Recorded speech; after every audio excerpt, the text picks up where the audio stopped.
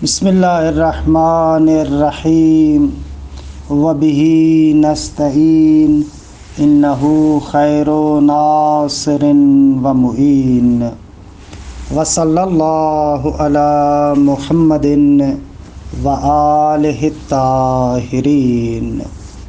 الحمدللہ، خداوند منان کے لطف و کرم سے ہماری گفتگو بدایت الحکمت کے آخری مرحلے میں تھی کہ بدایت الحکمت کا آخری مرحلہ کلی طور پر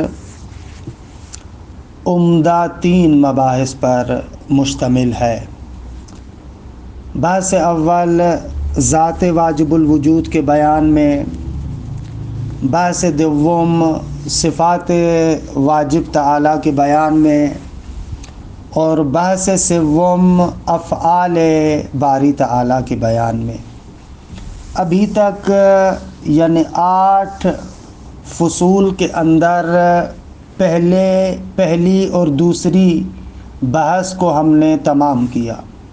ذات واجب کے بارے میں جو گفتگو تھی اور اسی طریقے سے صفات باری تعالیٰ کے بارے میں جو گفتگو تھی وہ بحث تمام ہوتی ہے۔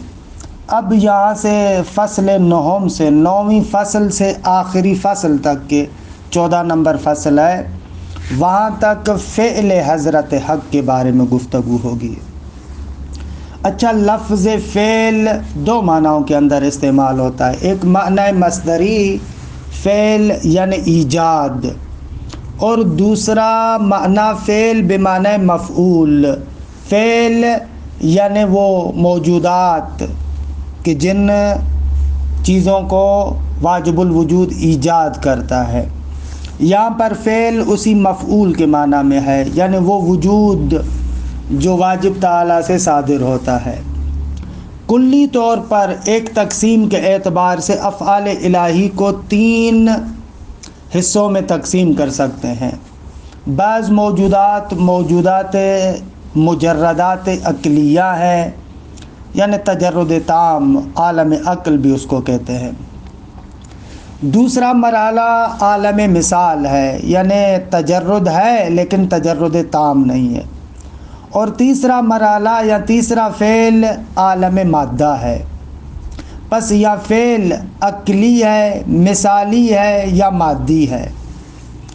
اچھا، جو عالم عقل ہے یا فعل کے جو مجرد تام ہے، اس کے اندر مادہ اور مادے کی جتنی بھی خاصیتیں ہیں کہ چھٹے مرحلے میں ہم نے مفصل گفتگو کی تھی کہ مادے کی خصوصیات کیا کیا ہیں۔ خب مادہ حجاب آور ہے، مادہ زمانی ہے، مادہ مکانی ہے، مادہ طول و عرض و عمق رکھتا ہے، مادے کی وجہ سے حرکت ہے، مادے کی وجہ سے تکامل ہے، استکمال ہے۔ یہ جتنے بھی مباحث تھے وہ ہم نے چھٹے مرحلے میں اور 9ویں مرحلے میں کہ الحمدللہ جو حرکت کے باعث میں تھا وہاں پر تفصیل سے ذکر کیے۔ تو عالم عقل یا موجود عقلانی یا جسے مجرد تام کہیں، یہ ایک ایسا موجود ہے کہ جو مادے اور خواص مادہ سے خالی ہے۔ یعنی اگر ایک لحاظ سے دیکھا جائے، اس عالم عقل کے اندر جو وحدت کے احکامات ہیں ان احکامات کا غلبہ زیادہ ہے۔ جو وجودی کمالات ہیں ان کا غلبہ زیادہ ہے، ماہیت وہاں پر مغلوب ہے، لہذا کثرات اور ماہیات کا رنگ و بو وہاں پر بہت ہی کم ہے۔ حتیٰ کہ یہاں تک کہ بعض حکماء جیسے مثلا شیخ اشراق رحمۃ اللہ علیہ، وہ لوگ کہتے ہیں کہ النفس وما فوقہا انیات صرفا، کہ اصلاً وہ ایسے کہتے ہیں گویا کہ وہاں پر ماہیات ہیں ہی نہیں۔ لیکن ملا صدرہ کے فلسفے کے اعتبار سے، علامہ کے بیان کے اعتبار سے وہاں پر ماہیات ہیں، لیکن بہرحال ماہیات مغلوب ہے، لہذا کثرات وہاں پر مغلوب ہے۔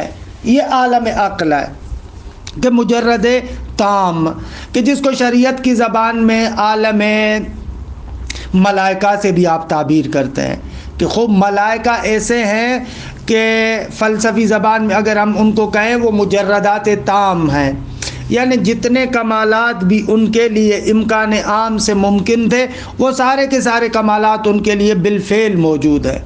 لہذا عالم عقل کے اندر جو موجودات ہیں ان میں استکمال نہیں ہوتا، کیونکہ استکمال وہاں پر ہوتا ہے جہاں پر قوت سے فعلیت کی طرف خروج ہو، تو اس عالم کے لیے یہ نہیں ہے کہ بعض کمالات ان کے لیے بالفعل ہوں اور بعض کمالات بالقوہ ہوں، اور پھر بالقوہ سے بالفعل کی طرف وہ خروج کرتے ہوں، کہ خروج الشیء من القوت الی الفعلیہ، حرکت کی تعریف ہم یہی کر رہے تھے۔ استکمال، تکامل، ارتقاء وہ اسی مادے کے زیر سایہ ہوتا ہے، لہذا وہاں پر جب مادہ نہیں ہے تو وہاں پر تکامل نہیں ہے، استکمال نہیں ہے۔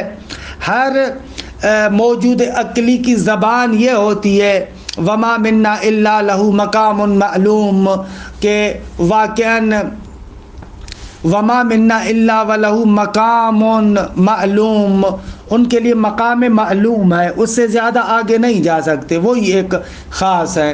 کہ شریعت کی زبان میں معراج کے موقع پر جو جبرائیل پیغمبر ختمی مرتبت کی بارگاہ میں عرض کرتا ہے لو دنوت ان ملتن لا ترکت، یعنی اس کا معنی یہی ہے۔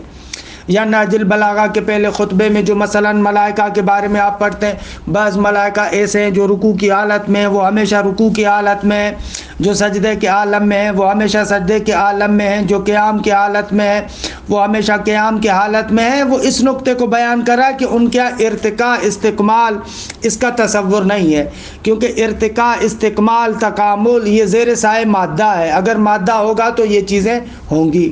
بس ایک عالم وہ ہے کہ عالم عقل ہے، کہ جہاں پر بساطت نسبتاً زیادہ حاکم ہے، کمالات متراکماً موجود ہیں۔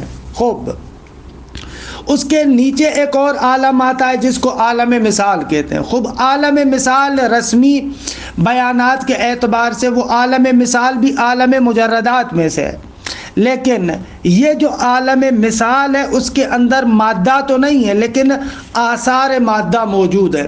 مثلا وہاں پر شکل موجود ہے، مثلا وہاں پر آپ کو ابعاد نظر آتے ہیں، مثلا عالم مثال کے اندر خدا آپ کو نیکی دے مختلف صور آپ کو نظر آتی ہے، وہاں پر اوضاع وضع موجود ہے، اشکال موجود ہے، اشباہ جسمانیہ موجود ہے۔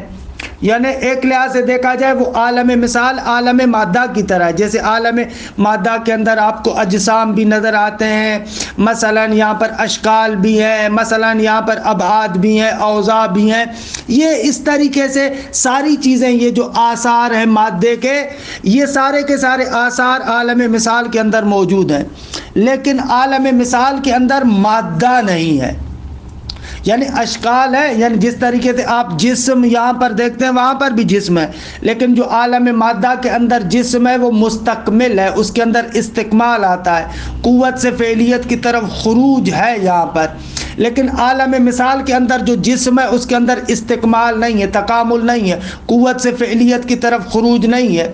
اس کی بہترین مثال اگر ہم آپ کو دینا چاہیں تو اس کی بہترین مثال خود خواب کے اندر جو آپ مختلف صور دیکھتے ہیں، کہ خوب خواب کے اندر جو آپ مختلف صور دیکھتے ہیں آگا وہ صور مثالی صورتیں ہیں، کہ انشاءاللہ ذکر کریں گے آگے چل کر۔ جس طریقے سے خواب مثلا انسان کی جو قوت خیال ہے یہ ایک طریقے سے عالم مثال متصل ہے، اسی طریقے سے ایک عالم مثال منفصل ہے۔ مثلا دیکھیں جیسے انسان کا بدن ہے نا، خوب یہ عالم مادہ مقید ہے، اس کے ساتھ مخصوص ہے۔ خوب اس کے بدن کے علاوہ بھی آپ کو ایک عالم مادہ اتنا وسیع و عریض نظر آتا ہے نا، عیناً اسی طریقے سے انسان کی قوت خیال انسان کا عالم مثال متصل ہے، لیکن اس مثال متصل کے علاوہ ایک اور بہت بڑا عالم موجود ہے، جیسے میرے بدن کے علاوہ ایک بہت بڑا عالم مادہ موجود ہے، اسی طریقے سے وہاں پر قوت خیال کے علاوہ ایک بہت بڑا عالم مثال منفصل موجود ہے، کہ بہت بڑا وسیع اس دنیا سے، اس عالم مادہ سے ایک وسیع عالم ہے۔ جس طریقے سے اس عالم مادہ کے اندر آپ مختلف ملک، مختلف شہر، پتہ نہیں کیا کیا دیکھتے ہیں، اسی طریقے سے اس عالم مثال کے اندر بھی ایسے مختلف مملکتیں ہیں، مختلف شہر ہیں، مختلف پتہ نہیں یہ جو آپ سنتے رہتے ہیں جابلکا، جابورسا، یہ اس طریقے سے ان شہروں کے مختلف نام ہیں، وہاں کی مملکتوں کے جو مختلف مملکتیں اس عالم مثال کے اندر اس کے یہ نام ہیں۔ تو ایک عالم بس اس طریقے سے عالم مثال بھی ہے، درست آقا جان؟ اچھا، اور اسی طریقے سے تیسرا عالم کہ یہ عالم خود یہاں پر آپ دیکھتے عالم مادہ ہے کہ جس کے اندر ہم یہاں پر زندگی گزارتے ہیں۔ خوب باقی تفصیلات انشاءاللہ عبارت کے اندر بھی جو نکات آ رہے ہیں ان کی وضاحت بھی کرتے ہیں، اور آہستہ آہستہ عالم عقل و عالم مثال و عالم مادہ کے بارے میں جیسے جیسے مصنف فصول کے اندر ان کو ذکر کرتے جائیں گے، ہم بھی کچھ نہ کچھ توضیحات آپ کی خدمت میں عرض کرتے جائیں گے کہ خوبصورت نکات ہے۔ الفصل التاسع، فرماتے ہیں کہ 9ویں فصل، فی فعلہ تعالی، کہ فعل بمعنی مفعول، درست آگا، و انقسامات ہی، اور اس کے جو مختلف تقسیمات ہیں اس کے بارے میں، لفعلہ تعالی بمعنی المفعول، فرماتے ہیں لفعلہ تعالی انقسامات، عبارت سے فعل باری تعالیٰ کے لیے تقسیمات ہیں۔ اچھا، لفعلہ تعالی فعل بمعنی المفعول یعنی کیا؟ یعنی وہو الوجود الفائز منہ، یعنی وہ وجود جو فیضان جو فائز ہوتا ہے، وہ وجود جو صادر ہوتا ہے باری تعالیٰ سے، یعنی یہی موجودات دی گئے۔ اس فعل باری تعالیٰ کے لیے تقسیمات ہیں، بحسب ما تحصل من الابحاث سابقہ، خوب ابحاث سابقہ سے جو نکات سمجھ میں آتے ہیں ان نکات کے اعتبار سے فعل باری تعالیٰ کے لیے مختلف تقسیمات ہیں۔ مثلا کانقسام ہی الی مجرد و مادی، فعل باری تعالیٰ یا مجرد ہے یا مادی ہے۔ وانقسام ہی الی ثابت و سیال، مثلا فعل خدا یا ثابت ہے یا سیال ہے۔ و الی غیر ذالک، اور اس کے علاوہ اور بہت ساری تقسیمات جو ہم نے پہلے بھی ذکر کی ہے۔ والمراد فی هذا الفصل الاشارۃ الی ما تقدم سابقا، فرماتے ہیں کہ اس فصل کے اندر ہماری مراد یہ ہے کہ اشارہ کرے اس نقطے کی طرف جو پہلے گزر چکا، یعنی 11ویں مرحلے کی دوسری فصل میں جو گزر چکا تھا اس کی توضیح دینا چاہتے ہیں۔ والمراد فی هذا الفصل کہ ان العوالم الکلیۃ ثلاثۃ، آگا عوالم کلی اعتبار سے اگر عوالم کو دیکھیں تو 3 ہے، کیونکہ عوالم جزئی اگر تشقیقی اعتبار سے دیکھا جائے تو بے نہایت عوالم ہے، ان کا حد و احصاء نہیں کر سکتے آپ۔ کلی طریقے سے اگر ان عوالم کو ذکر کریں تو 3 عالم بنتے، عالم عقل و عالم مثال و عالم مادہ۔ فعالم العقل مجرد عن المادہ و آثارها، عالم عقل مادے اور آثار مادہ سے کیا ہے؟ خالی ہوتا ہے، درست۔ وعالم المثال مجرد عن المادہ دون آثارها، عالم مثال مادے سے تو خالی ہے لیکن آثار مادہ سے خالی نہیں ہے۔ آثار مادہ من الابعاد، وہاں پر آپ کو ابعاد نظر آئیں گے، اشکال نظر آئیں گی، اوضاع نظر آئیں گی وغیرہ اور ان کے علاوہ۔ البتہ آثار مادہ میں جو استکمال ہے، تکامل وغیرہ ہے، یہ چیزیں نہیں ہیں وہاں پر، بس یہ شکل و صورت و جسم و اس قسم کی چیزیں بھی عالم مثال کے اندر موجود ہے۔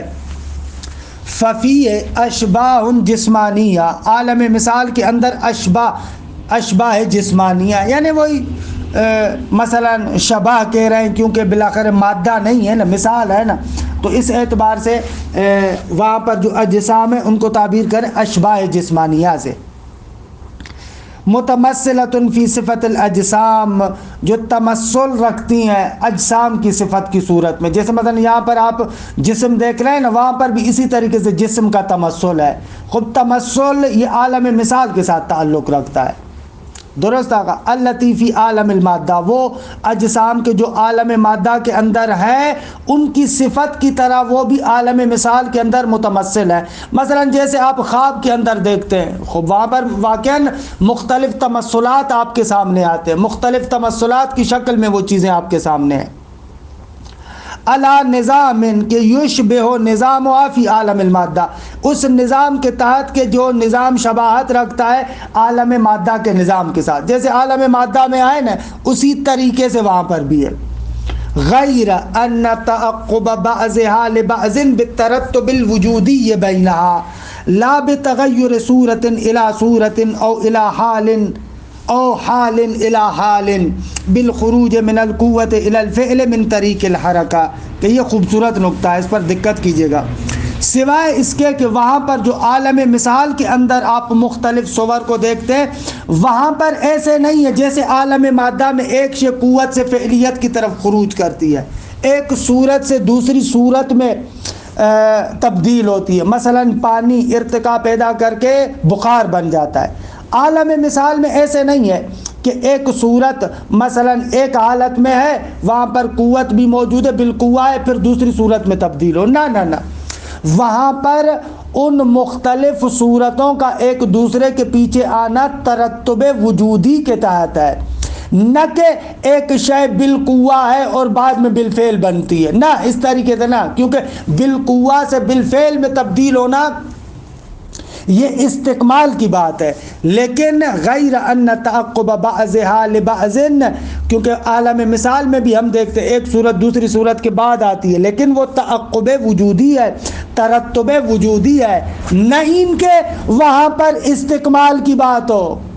دوسرے لفظوں میں ملا صدرہ جیسے اپنے بعض آثار میں کہتا ہے کہ بہت سارے عالم برزخ کے جو عذابات وغیرہ ہیں، اس عالم آخرت اور عالم برزخ کے اندر جو مختلف صور آپ دیکھتے ہیں، وہاں پر مادے اور قابل کی ضرورت نہیں ہے، بلکہ وہاں پر وہ جو فاعل ہے وہ مختلف صورتوں کا اظہار کرتا ہے کہ نفس انسانی کے اندر وہ تمام چیزیں متراکماً موجود ہوتی ہے، ترتباً ان کو آہستہ آہستہ ظاہر کرتا ہے. کہ انشاءاللہ ان کی وضاحت ابھی عالم مثال کی بات آتی ہے تو وہاں پر اور زیادہ عرض کرتے ہیں. غیر ان تعقب بعضها لبعض بالترتب الوجودی بینہا، سوائے اس کے کہ وہاں پر جو بعض کا بعض کے پیچھے آنا ہے یہ ترتب وجودی کی وجہ سے ہے، ان کے درمیان جو ترتب وجودی ہے اس کی بنا پر ہے. لا بتغیر صورت الی صورت او حال الی حال، نہ کہ ایک صورت جو دوسری صورت میں تبدیل ہوتی ہے یا ایک حالت دوسری حالت میں تبدیل ہوتی ہے بالخروج من القوت الی الفعل، قوت سے فعلیت کی طرف خروج کرتے ہوئے، من طریق الحرکت، حرکت والے طریقے سے، نہ اس طریقے سے نہیں ہے، کیونکہ مادہ نہیں ہے تو قوت و فعل نہیں ہے، قوت و فعل نہیں ہے تو حرکت نہیں ہے. الا ما ہوا شأن فی عالم المادہ، کہ عالم مادہ میں اس طریقے سے ہے کہ ایک صورت دوسری صورت میں متغیر ہوتی ہے، وہ بھی اس طریقے سے کہ قوت سے فعلیت کی طرف جاتی ہے. پس فحال صور المثالیت فی ترتب بعضها علی بعض، حال صور الخیالیت، فرماتے ہیں کہ یہ جو صور مثالیہ ہے ان میں سے جو بعض پر مترتب ہے، ان کی حالت ان صور خیالیہ کی طرح ہے.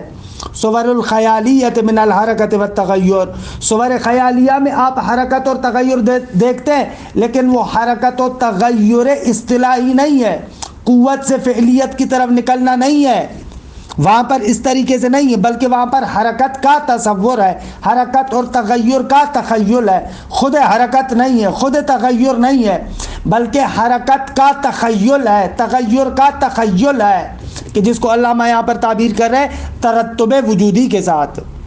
والعلم مجرد لا قوت فیہ ولا تغیر، کیونکہ علم مجرد ہے، وہاں پر بالقوہ چیز کوئی نہیں ہے، وہاں پر تغیر نہیں ہے، علم بے تغیر ہے، نہ کہ علم میں تغیر ہے. 11ویں مرحلے میں اس کی توضیح عرض کر چکے ہیں. فَهُوَ علم بالتغیر، یہ تغیر کا علم ہے، تغیر کا تخیل ہے. لا تغیر فی العلم، علم میں تغیر نہیں ہے، تغیر کا علم ہے. علم میں حرکت نہیں ہے بلکہ حرکت کا علم ہے. خوب دقت کریں، یہ نکات بہت ہی اہم ہے، کیونکہ 11ویں مرحلے میں تفصیل کے ساتھ بیان کر چکے ہیں، لہذا یہاں پر اتنی توضیح دے کر گزر رہے ہیں. وَعَالَمُ الْمَادَّةِ بِجَوَاهِرِهَا وَأَعْرَاضِهَا مُقَارِنٌ لِلْمَادَّةِ، لیکن تیسرا عالم جو عالم مادہ ہے وہ اپنے جوہر و اعراض کے ساتھ ساتھ مادے کے ساتھ مقارن ہے. بس یہ کلی طریقے سے 3 عوالم ہے. اچھا، ایک اور نقطہ جو یہاں پر مرحوم علامہ ذکر کرتے ہیں، وہ کہتے ہیں کہ یہ تینوں عوالم آپس میں ترتب رکھتے ہیں. یعنی پہلے عالم عقل ہے، پھر عالم مثال ہے، پھر عالم مادہ ہے۔ یعنی قوس نزول کے اعتبار سے جو اس عالم کی تخلیق ہوئی ہے، سب سے پہلے جو چیز واجب تعالیٰ سے صادر ہوتی ہے وہ عالم عقل ہے، پھر عالم عقل کے توسط سے عالم مثال کو وجود دیتا ہے، پھر عالم مثال کے توسط سے عالم مادہ کو وجود دیتا ہے۔ یہ قوس نزول اس طریقے سے پہلے عالم عقل ہے، پھر عالم مثال ہے، پھر عالم مادہ ہے۔ اچھا، ہمارے عرفاء کی زبان پر اور ان لوگوں کی تعبیرات میں ان کے دوسرے نام بھی ہیں۔ مثلا عالم عقل کو عالم جبروت بھی کہتے ہیں، یا مثلا عالم مثال کو عالم ملکوت بھی کہتے ہیں، عالم مادہ کو مثلا عالم ناسوت بھی کہتے ہیں۔ خود یہ عرفاء کی تعبیرات میں یہ جملات استعمال ہوتے ہیں۔ پس والعوالم الثلاثۃ مترتبۃ وجوداً، یہ تینوں عوالم وجودی اعتبار سے ترتب رکھتے ہیں، یعنی ہر عالم بعد والے عالم کے لیے علت ہے۔ فعالم العقل قبل عالم المثال، عالم عقل عالم مثال سے پہلے ہے، وعالم المثال قبل عالم المادہ وجوداً، اور عالم مثال اس عالم مادہ سے پہلے ہے۔ درست آگا؟ اس عالم مثال کو کہتے ہیں عالم مثال نزولی، یا عالم مثال کو عالم برزخ بھی کہتے ہیں، لیکن یہ برزخ نزولی ہے کہ وہاں سے اوپر سے نیچے کی طرف آ رہا ہے۔ لیکن انشاءاللہ بعد میں، کہ بہرحال یہاں پر تو نہیں ہے، جو نفس کے مباحث ہیں، نفس کے بعد جو معاد کے مباحث ہیں، ان میں جو ملا صدرہ بیان کرتے ہیں، ایک عالم مثال سعودی بھی ہے کہ اس عالم مادہ میں اپنی آخر تک پہنچنے کے بعد انسان کے توسط سے یہ پھر موجودات اوپر کی طرف جاتے ہیں۔ یہ عالم مادہ سے عالم مثال میں منتقل ہوتا ہے، عالم مثال سے عالم عقل میں منتقل ہوتا ہے، کہ یہ ہو جائے گا عالم مثال سعودی یا برزخ سعودی۔ عالم قبر و عالم برزخ جو ہم کہتے ہیں، ہماری مراد عالم قبر اور عالم برزخ سے عالم قبر و عالم برزخ سعودی ہے، یعنی اس عالم مادہ کے بعد پھر صعود کرتا ہے دوسرے عوالم کی طرف۔ یہ جتنے بھی حکماء ہیں، ملا صدرہ اور دوسرے بزرگان کے، ہم وہاں پر یہاں پر ان مباحث کی طرف نہیں جانا چاہتے، جتنے بھی معاد کے مباحث ہیں، معاد کے مباحث کو یہ لوگ اسی طریقے سے ذکر کرتے ہیں، یعنی نزولی اعتبار سے پہلے عالم عقل، پھر عالم مثال، پھر عالم مادہ۔ اب اس عالم مادہ سے دوبارہ ارتقاء انسان کی شکل میں پیدا کرتا ہے، یا دوسرے موجودات ارتقاء پیدا کرتے ہیں، پھر آہستہ آہستہ اس عالم مادہ سے منتقل ہوتے ہیں بعد والے عوالم میں۔ مثلا اس عالم مادہ سے نکل کر عالم مثال میں پہنچتے ہیں، کہ خوب یہ جو عالم مثال ہے، یہ جو برزخ ہے، اس کو کہتے ہیں برزخ سعودی۔ پلٹتے وقت جو برزخ ہے، پلٹتے وقت جو عالم مثال ہے، یہ عالم مثال سعودی ہے، اس کی طرف منتقل ہوتا ہے۔ پھر حشر اکبر میں انسان اس عالم مثال سعودی سے منتقل ہوتا ہے عالم عقل کی طرف، کہ اس طریقے سے یہ لوگ معاد کو ایسے بیان کرتے۔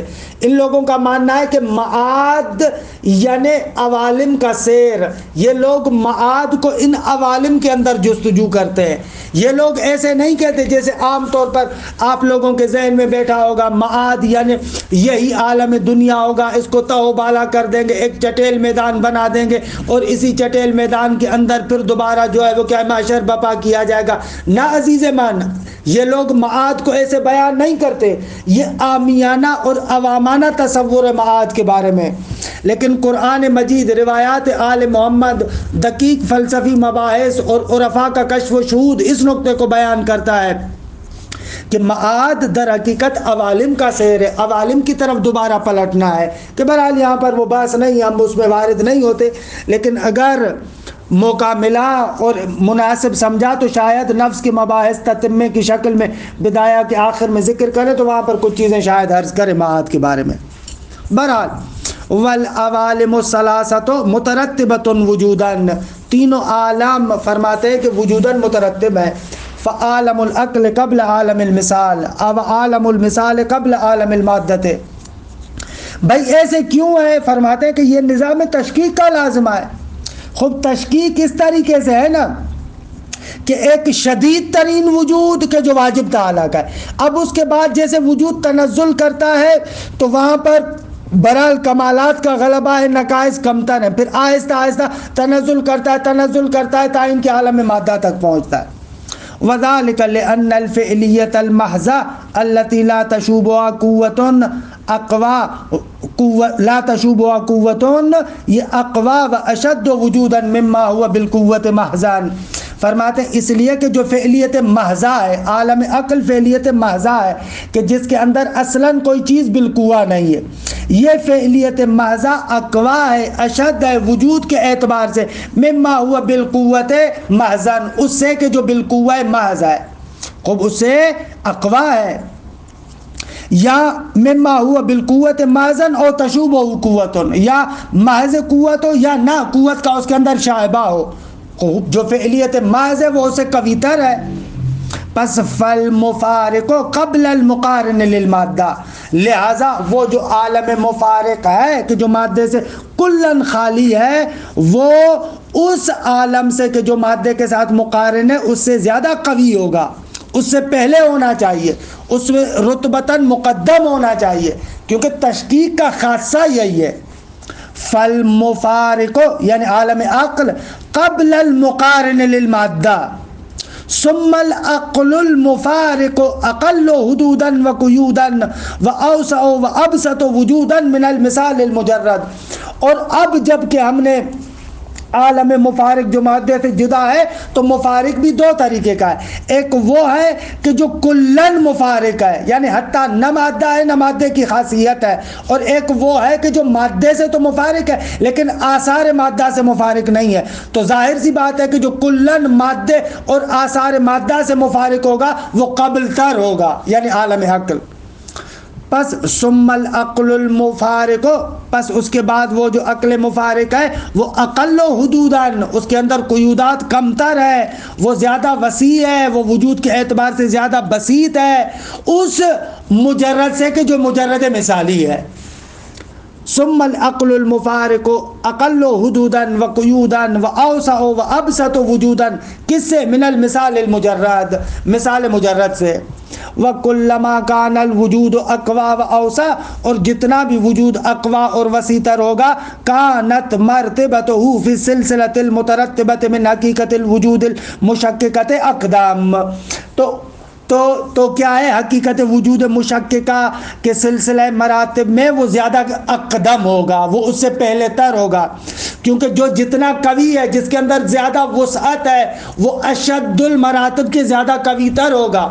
مثلا فرض کریں اس تشکیکی نظام کے اندر 100% 100% 100% وجود شدت رکھتا ہے واجب الوجود کے مورد میں. اب ظاہر سی بات ہے جو 90% ہوگا وہ 80% سے زیادہ 100% کے قریب ہوگا نا، جو 80% ہے وہ 50% سے زیادہ 100% کے قریب ہوگا نا. ایسے تصویر کریں. فرماتے ہیں کہ وَكُلَّمَا كَانَ الْوُجُودُ أَقْوَى وَأَوْسَعَ كَانَتْ مَرْتِبَتُهُ فِي السِّلْسِلَةِ الْمُتَرَتِّبَةِ مِنْ حَقِيقَةِ الْوُجُودِ الْمُشَكَّكَةِ اقدام، وہاں پر زیادہ جو ہے وہ کیا ہے، اقدم تر ہے، واجب کے قریب تر ہے. وَمِنَ الْمَبْدَأِ الْأَوَّلِ، کہ مبدأ اول کیا ہے؟ الَّذِي هُوَ وُجُودٌ صِرْفٌ کہ لَيْسَ لَهُ حَدٌّ يَحُدُّهُ وَلَا كَمَالٌ يَفْقِدُهُ. مبدأ اول یعنی وہ وجود کے جو وجود صرف ہے کہ جس کے لیے کوئی حد نہیں ہے جو اس کو محدود کرے، کوئی کمال نہیں ہے کہ جو اس میں کمال نہ ہو. وَمِنَ الْمَبْدَأِ الْأَوَّلِ أَقْرَبُ، یعنی کانت من المبدأ الاول اقرب، تو وہ مبدأ اول کے زیادہ قریب تر ہوگا. پس فعالم العقل اقدم وجودا من الجمیع، پس جتنے بھی عوالم ہیں ان تمام عوالم سے زیادہ اقدم اور زیادہ قریب تر واجب کے کیا ہے؟ عالم عقل ہے. وَيَلِي ہے، اور اس عالم عقل کے بعد آتا ہے عالم مثال. وَيَلِي ہے عالم المادہ، اور عالم مثال کے بعد پھر کون آتا ہے؟ عالم مادہ. خوب علامہ کہتے ہیں ہمارے ان مباحث سے کچھ نتائج ملتے ہیں.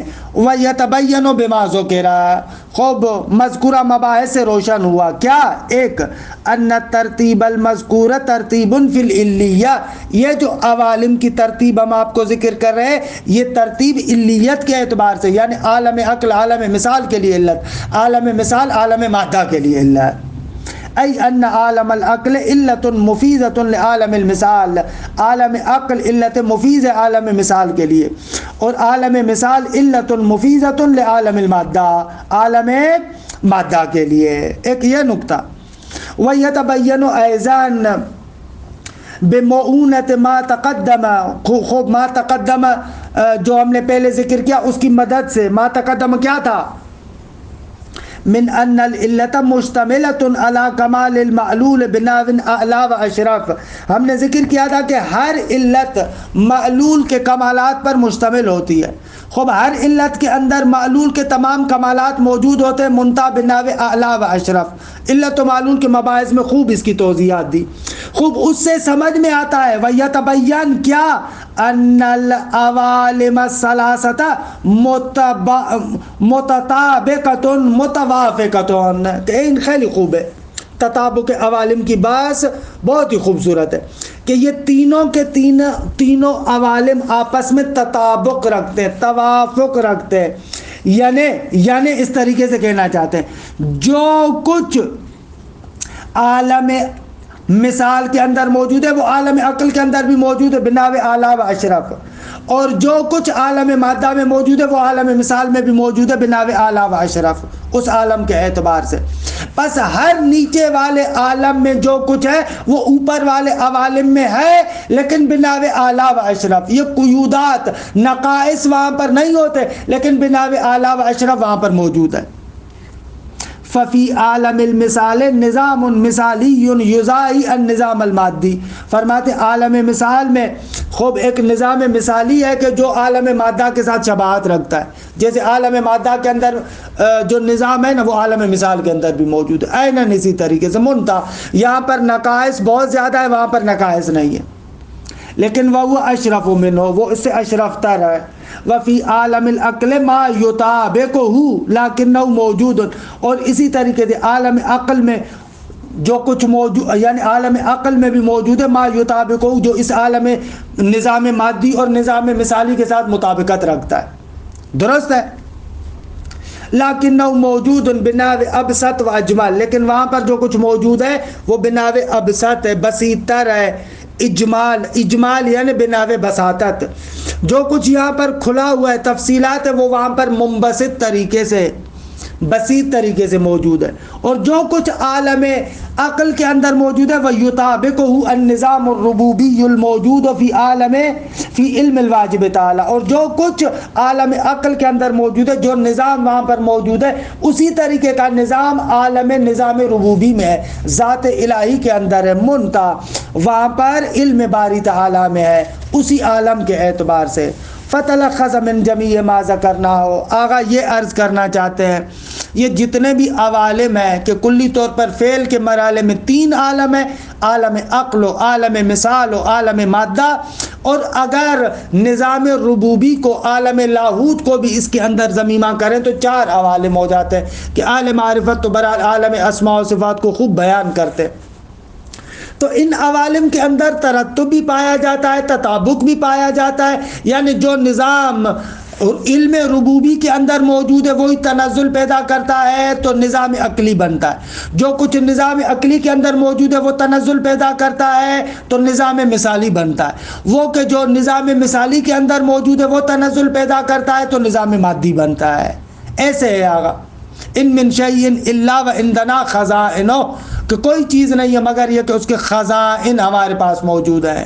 کہ خوب اس طریقے سے اس 9ویں فصل کے اندر کلی طور پر ان عوالم کے بارے میں گفتگو. اچھا بعد والی فصول میں اب آتے ہیں ہر ایک عالم کے بارے میں گفتگو کرتے ہیں. مثلا فصل 10 اور 11 اور 12 میں مرحوم علامہ عالم عقل کے بارے میں گفتگو کریں گے. اور اس کے بعد جو فصل 13 میں 13ویں فصل ہے اس کے اندر عالم مثال کے بارے میں. اور پھر آخری فصل جو 14 نمبر ہے اس کے اندر عالم مادہ کے بارے میں گفتگو کریں گے کہ انشاءاللہ ان کو جلسات آئندہ میں آپ کی خدمت میں عرض کیا جائے گا. وصلی اللہ علی محمد و آل بیتہ الطیبین الطاہرین.